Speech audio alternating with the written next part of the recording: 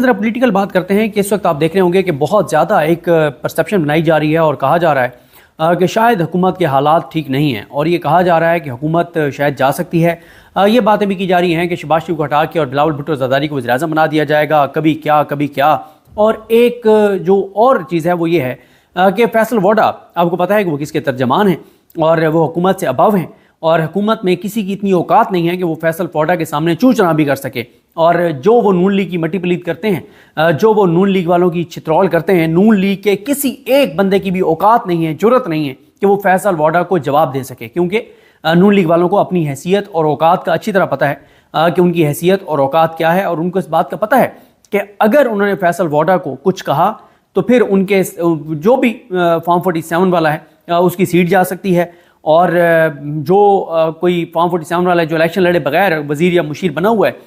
तो उसका मसला ये है कि उसके जो स्कैंडल्स हैं, जो वो करप्शन लूट मार कर रहा है, वो सामने आने शुरू हो जाएगा। कोई ना कोई और उसकी जो वारदातें हैं वो सामने आना शुरू हो जाएंगी। तो इसलिए फैसल वोडा को हुकूमत में से कोई भी जवाब देने की जुर्रत नहीं करता,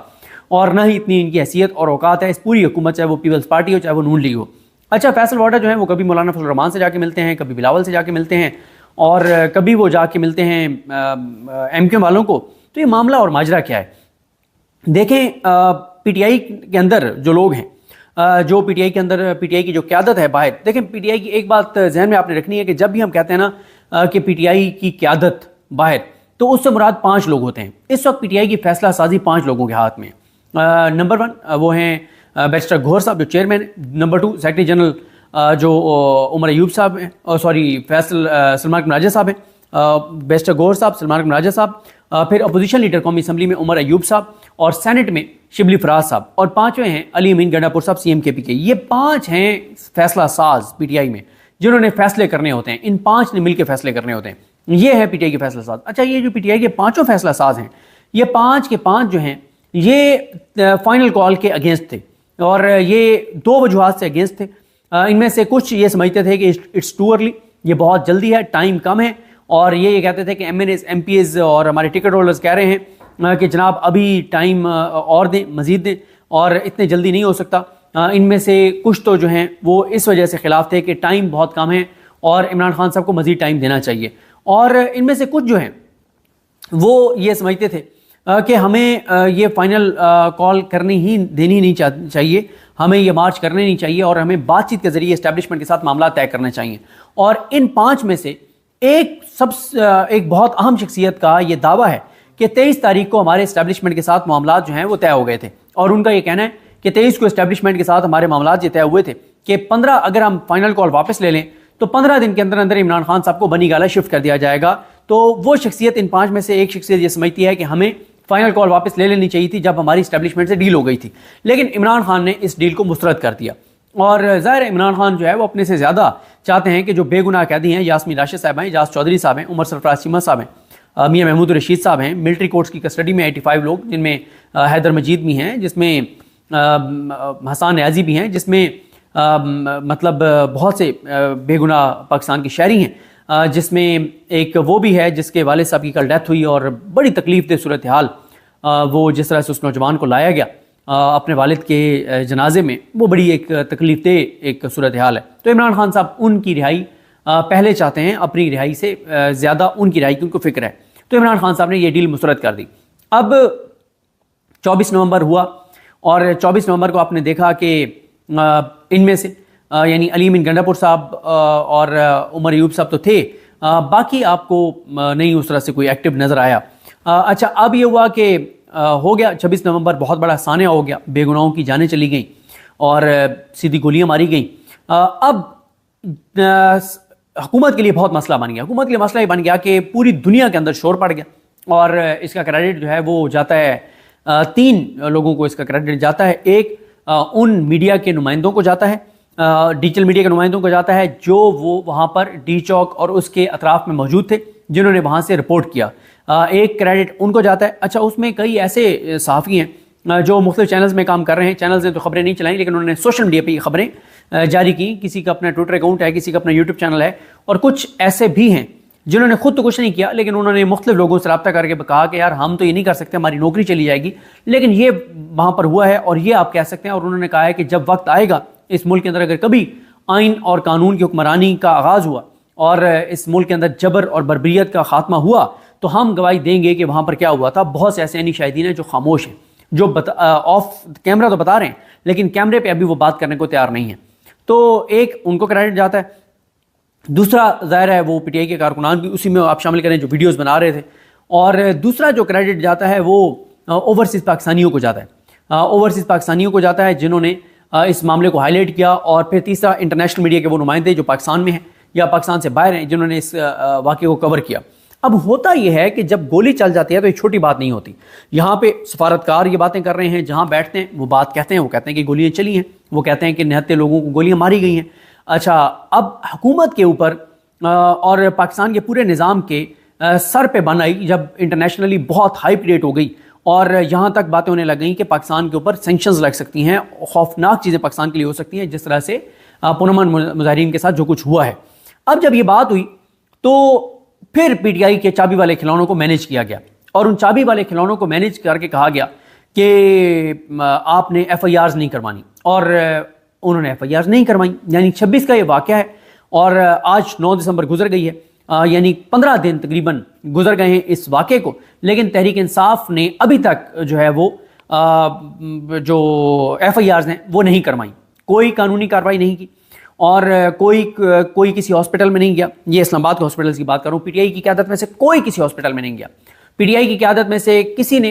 पीटीआई की लीगल टीम ने, चाहे वो पिम्स हो, पोली क्लिनिक हो, सीडी हॉस्पिटल हो, वहाँ पे सीसीटीवी फुटेज के हसूल के लिए कोई एप्लीकेशन नहीं दी, सेफ सिटी कैमरों की फुटेज के लिए कोई एप्लीकेशन नहीं दी, अदालतों से कोई रजू नहीं किया, लापता कारकुनान की बाजियाबी के लिए अदालतों से रजू नहीं किया, अदालतों से ये रजू नहीं किया कि हमारे कितने कारकुनान गिरफ्तार हैं, कोई थानों में नहीं गया, मतलब कुछ भी नहीं किया उन्होंने, एक चीज़ भी नहीं की सिवाय उस एफआईआर की दरख्वास्त के जो अनीस सती के कज़न ने दी है और जिसको मियां अली शफाक जो हैं उनके वकील हैं। पीटीआई की पूरी लीगल टीम, और आप देखें ना ट्विटर पे बड़ा अच्छा किसी ने लिखा हुआ था, शायद सभी काज़मी साहब ने भी ट्वीट किया हुआ था कि सारी पार्टी वकीलों के पास है, लेकिन किसी वकील के अंदर ये जुर्रत नहीं है कि वो, और यहां तक के 2-3 वकील रहनुमाओं को कहा गया पीटीआई के कि आप इंग्लिश में प्रेस कॉन्फ्रेंस करें, तीनों ने इनकार कर दिया। उन्होंने कहा जी हमें, एक रेडी हो गए, थोड़ी देर बाद उन्होंने इनकार कर दिया। उन्होंने कहा जी मुझे कॉल आ गई है और मैंने अगर इंग्लिश में प्रेस कॉन्फ्रेंस की तो मैं उठाया जाऊंगा, रियली सॉरी मैं नहीं कर सकता। तो इस तरह से ये पीटीआई की लीडरशिप ने कुछ भी नहीं किया। अब जाहिर है एक दबाव आ रहा है पीटीआई के ऊपर कि यार आप क्या कर रहे हैं, तो पीटीआई के ही लीडर्स ने एक माहौल बना दिया है। वो ये कहना शुरू हो गए मुख्तलिफ जगहों पे बैठ के कि जनाब वो 26 नवंबर की वजह से बहुत काम हुकूमत का ख़राब हो गया, बहुत दबाव आ गया हुकूमत पर, इदारों पे, और दोबारा हमारी बातचीत जो है वो शुरू हो गई है और इसीलिए हम एफआईआर्स ना तो करवा रहे हैं ना हम करवाएंगे। और एक फर्जी सी एक पिटीशन, अब दबाव बहुत ज़्यादा आ गया तो एक फर्जी सी पिटीशन शायद कर दी जाए सुप्रीम कोर्ट या हाई कोर्ट में, इससे ज़्यादा नहीं है। और कोई किसी तरह की कानूनी कार्रवाई, बैरिस्टर गौर साहब हों, सलमान अकमल राजा साहब हों, उमर अयूब साहब हों, शिबली फराज साहब हों, अली मीन गंडापुर साहब हों, किसी तरह की कोई कानूनी कार्रवाई अब तक ये लोग ना शुरू कर सके हैं, ना ये करने का कोई इरादा रखते हैं। जो एक आध चीज़ की भी जाएगी वो एक ड्रामा होगा, बस एक लोगों की आंखों में धोखा होगा, इससे ज़्यादा नहीं होगा। इस वक्त तक ये सूरत हाल है। अब जाहिर है इनको भी कोई ऐसी चीज़ चाहिए थी अपने आप से प्रेशर हटाने के लिए। इन्होंने और हुकूमत ने मिलकर ये ड्रामा रचाया है कि जनाब वो बातचीत हो रही है, मुज़ाकरात शुरू हो गए हैं, दोबारा बातचीत हो रही है, दोबारा मुज़ाकरात हो रहे हैं, देखें ना नून लीग का काम बहुत ख़राब हो गया है। फैसल वाडा के बयान सुने हैं कि फैसल वाडा कह रहा है कि जी इमरान खान के मैंडेट को तस्लीम करना पड़ेगा और ऐसे नहीं चल सकता, ये निज़ाम ऐसे नहीं चल सकता। इसकी सिर्फ वजह, ये खबरें चलवाने की जो वजह है, इसकी सिर्फ एक इसके पीछे चीज़ है कि पीटीआई की जो चाबी वाले खिलौने हैं, इनको दिखाने के लिए कुछ चीज़ इनको मिल जाए कि ओह नहीं नहीं नहीं कुछ करने की जरूरत नहीं है, बातचीत शुरू हो गई है, मामला ठीक तरफ जा रहे हैं, बिल्कुल ओके हैं मामला। इनको ये फेस सेविंग लोगों में बताने के लिए, और हुकूमत को इससे ये फायदा है कि जब पीटीआई के ही सेंटीमेंट्स जरा थोड़े से नॉर्मल होने लग जाएंगे कि नहीं नहीं हुकूमत तो जा रही है, और देखें ना फैसल वाडा ये बयान दे रहा है और फलाना भी ये हो रहा है, फलाना भी ये हो रहा है, नून लीग के खिलाफ चीज़ें होने लग गई और हुकूमत जा रही है, तो उनके भी जज्बात ठंडे हो जाएंगे। और ख़ास तौर पर जो हुकूमत चाहती है, जो परसेप्शन खुद बनाना चाहती है हुकूमत और पीटीआई की बाहर लीडरशिप के मुज़ाकरात शुरू हो गए हैं, बातचीत शुरू हो गई है, मामला ठीक सिमत में जा रहे हैं, इसका मकसद इंटरनेशनली जो ओवरसीज पाकिस्तानी हैं उनके सेंटीमेंट्स को लो करना है, डाउन करना है, कि नहीं नहीं वो देखे ना हुकूमत जा रही है, बड़ा प्रेशर क्रिएट हो गया, बड़ा ज़बरदस्त हो गया, अब ये हुकूमत गई। ये सिर्फ और सिर्फ हुकूमत और पीटीआई की बाहर लीडरशिप, इनका एक मुश्तरका ये जो एक मामला है, इसके पीछे यही है, एक ये ट्रैप है, इससे ज़्यादा कुछ नहीं है। और अब पीटीआई वाले अगर कोई दरखास्तें देंगे सीसीटीवी फुटेज के लिए, वो उस वक्त देंगे जब आगे से जवाब मिलेगा कि वो हमारे पास तो 2 हफ्ते की फुटेज होती है, 2 हफ्ते बाद हम पिछला सारा डेटा डिलीट कर देते हैं, तो हमारे पास डिलीट हो गया। तो ये है मतलब सारी चीज़। बाकी अगर गोली नहीं चली तो बड़ा आसान था, आप सेफ सिटी के कैमरों की सारी फुटेज आप चैनलों पे चला देते, आप वेबसाइट किसी के ऊपर जारी कर देते, आप पिम्स, पोली क्लिनिक, सीडी हॉस्पिटल की तमाम फुटेजेस 12-14 घंटे की वो भी पब्लिक कर देते, बात खत्म हो जाती। आप चैलेंज करते मीडिया को, इंटरनेशनल मीडिया को कि आओ ये रजिस्टर पड़े हुए चेक करो, क्योंकि जब भी कोई पेशेंट जाता है किसी भी हॉस्पिटल में तो उसकी जाते ही एक पर्ची बनती है, उसका नाम लिखा हुआ होता है, वो रजिस्टर के अंदर लिखा हुआ होता है, आप तो कंप्यूटराइज है, इंटर हुआ होता है। तो आप कहते हैं आए जनाब ये डाटा सारा पड़ा हुआ है, फोरेंसिक करें इस डाटा की, कोई डाटा डिलीट नहीं हुआ है सिस्टम से, कोई चीज नहीं हुई, ये ऑनलाइन डाटा पड़ा हुआ है, आप आके देख सकते हैं, ऐसा कुछ भी नहीं हुआ। तो मसला ये है कि ये जो कुछ कहा जा रहा है ये सिर्फ एक लोगों के सेंटीमेंट्स को नीचे लाने के लिए, और मुझे तो अफसोस इस बात का है कि पीटीआई की जो लीडरशिप है बाहर, इन्होंने बेगुनाह जो लोग जो इमरान खान की कॉल पर आए थे, मासूम लोग, बेगुनाह लोग, उनकी कब्र की मट्टी भी खुश्क नहीं होने दी कि उनका सौदा पहले ही इन्होंने कर दिया है। इन्होंने सौदा कर दिया उनका कि कोई हम किसी तरह की कोई कानूनी कार्रवाई नहीं करेंगे और कोई हम हाइप क्रिएट नहीं करेंगे, कोई सख्त बयानात नहीं देंगे, और मतलब खुद से कहना शुरू हो गए कि हाँ हम हुकूमत से बात करने के लिए तैयार हैं, हम सियासतदानों से बात करने के लिए तैयार हैं। मतलब पहले आप कहते थे कि हम बात नहीं करेंगे हुकूमत से, हम सिर्फ इस्टेब्लिशमेंट से बात करेंगे, इख्तियार उनके पास है। अब एक तरफा तौर पे कहने लगे कि हम हुकूमत के साथ और सियासतदानों के साथ बात करने को तैयार हैं। और राना सनोला ने मुंह पे तमाचा मारा है पीटीआई की क़यादत के, जब उसने कहा कि ये दो चीजें जो कह रहे हैं दोनों तो निगोशिएट हो ही नहीं सकती, इनके ऊपर तो बात हो ही नहीं सकती। तो ये जो कुछ एक तासुर सोशल मीडिया पे बनाया जा रहा है कि ये हुकूमत जारी है, इस हुकूमत के हालात ख़राब हो गए, इस हुकूमत के कोई इस्टेब्लिशमेंट से मामला गड़बड़ हो गए, इसकी कोई एस्टेब्लिशमेंट से लड़ाई हो गई है, कोई एस्टेब्लिशमेंट इनके खिलाफ हो गई है, ये सब एक ट्रैप है, ये सब एक ड्रामा है, ये सब एक झूठ है, ये सब एक गलत बयानी है, ये फैसल वाडा, ये सिर्फ सब चीज़ें ड्रामा हो रही हैं, कोई इसमें हकीकत नहीं है। और इसकी सिर्फ वजह यह है कि पीटीआई को कि इंटरनेशनली ये पैगाम दिया जाए कि वो ठंडे रहें, कोई वो एजिटेशन ना करें, कोई वो, क्योंकि आपको पता है असल तो हुकूमत के ऊपर दबाव ही बाहर से आया है, इंटरनेशनल दबाव आया है, बाकी कोई दबाव नहीं है। पाकिस्तान के अंदर याही अफरीदी साहब चीफ जस्टिस पाकिस्तान है, आली नीलम साहबा chief justice Lahore high court हैं, आमिर फारूक साहब chief justice Islamabad high court हैं, आइनी बेंच के सरबराह अमीनुद्दीन खान साहब हैं, साथ उनके जमाल खान मदुखैल साहब और मोहम्मद अली मज़हर साहब हैं कमेटी में, और प्रैक्टिस प्रोसीजर कमेटी में भी याही अफरीदी साहब और अमीनुद्दीन खान साहब हैं। मंसूर अली शाह साहब मैटर नहीं करते क्योंकि वो एक वोट फ़ायदा नहीं है, 2-1 से हो जाता है। तो हुकूमत जो है उसको इंटरनली कोई मसला नहीं है, ना उनको अदालतों से मसला है। हाँ, अगर ये पीटीआई लीगल कोई चीज़ें शुरू करती, वो अभी तो कुछ नहीं होना था, लेकिन साल बाद, 1.5 साल बाद, 2 साल बाद वो दरखास्तें पेंडिंग होती, 1.5-2 साल बाद उस पर कार्रवाई हो सकती थी। इसलिए वो ये भी नहीं चाहते थे कि ये दरखास्तें दें, और इसीलिए पीटीआई की लीडरशिप ने दरखास्तें नहीं दी, ना वो दरखास्तें FIR की देंगे। सिर्फ एक वो जुडिशल इंक्वायरी के लिए एक पिटिशन जो है वो दायर करेंगे, और वो भी एक होम्योपैथिक सी होगी। और सॉरी, मैं जब लफ्ज़ होम्योपैथिक इस्तेमाल करता हूँ तो मुझे साथ वजाहत करनी पड़ती है, क्योंकि कई होम्योपैथिक डॉक्टर जो हैं वो कहते हैं कि यार आप शायद इसमें इस लफ्ज़ को तज़हीक का में उसमें करते हैं। नहीं, होम्योपैथिक जब हम लफ्ज़ इस्तेमाल करते हैं तो उसमें मुराद ये होता है कि किसी चीज़ से, किसी दवाई से, होम्योपैथिक मेडिसिन के बारे में यही है कि उससे अगर किसी को फ़ायदा नहीं होता तो नुकसान भी नहीं होता। तो ये यानी है कि वो एक ऐसी एक पेटिशन होगी जिससे कोई हुकूमत को किसी तरह का कोई फ़र्क नहीं पड़ेगा। वो इस तरह की एक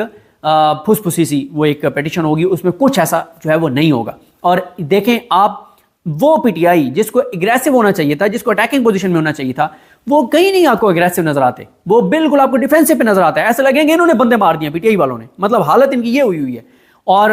ये 13 को शोधा मार्च होना था, वो भी अब ये शोधा मार्च नहीं कर रहे, और वो एक कोई जलसा टाइप कर रहे हैं, और उसमें भी ये कुरान खानी कर रहे हैं, और ये नहीं चाहते कि अब वो वैसे शायद 15 को हो जाए, और इसलिए कि पूरी दुनिया में अब वो करना चाह रहे हैं, लेकिन वो इसलिए यहाँ पे नहीं करना चाह रहे कोई जलसा, वो मार्च, क्योंकि देखें जब को मार्च होता है ना, मार्च में सेंटीमेंट्स बहुत हाई होते हैं लोगों के, बहुत हाई सेंटीमेंट्स होते हैं, फिर नारे लगते हैं, प्ले कार्ड होते हैं, और बहुत मतलब सख्त स्टेटमेंट्स होती हैं। तो अब ये पहले इन्होंने उसको जलसे में कन्वर्ट किया, अब जलसे के बाद भी एक नई एक चीज़ हो रही है कि बस कुरान खानी होगी, और बस कोई इस तरह की बात, कोई उस तरह से कोई स्पीचेस वगैरह नहीं होंगी, कोई उस तरह के सेंटिमेंट्स और वो चीज़ें नहीं होंगी, उसमें भी अब ये इस चीज़ पे ऊपर आ रहे हैं। तो अभी तक अगर आप मुझसे पूछें तो किसी तरह की कोई उम्मीद नज़र नहीं आती। उसकी वजह यह है कि तीन ही चीज़ों से आपको उम्मीद होती है ना। पहली आपको होती है कि अवाम निकल आए, अवाम ओवरऑल नहीं निकलती, पीटीआई के लोग निकले और उनके साथ जो कुछ हुआ बेगुनाहों के साथ वो आपके सामने है। दूसरा ये होता है कि आप अगर कोई ज्यादती होती है, नाइंसाफ़ी होती है, तो जिसके साथ होती है वो कितना रोला डाल रहा है, उसकी हिकमत अमली क्या है, और जिसके पास वो मामला लेके जाता है वो क्या कर रहा है, वो भी दोनों आपके सामने है। यानी एक तरफ पीटीआई की बाहर क़यादत है और एक तरफ याहिया अफरीदी साहब की अदालतें हैं। तो दोनों मतलब आप नहीं अंदाजा कर सकते कि कौन ज्यादा कंप्रोमाइज्ड है, अदालतें ज्यादा कंप्रोमाइज्ड हैं या पीटीआई की बाहर क़यादत कंप्रोमाइज ज्यादा है। तो इसलिए मुझे तो किसी तरह की कोई चीज़ नज़र नहीं आ रही,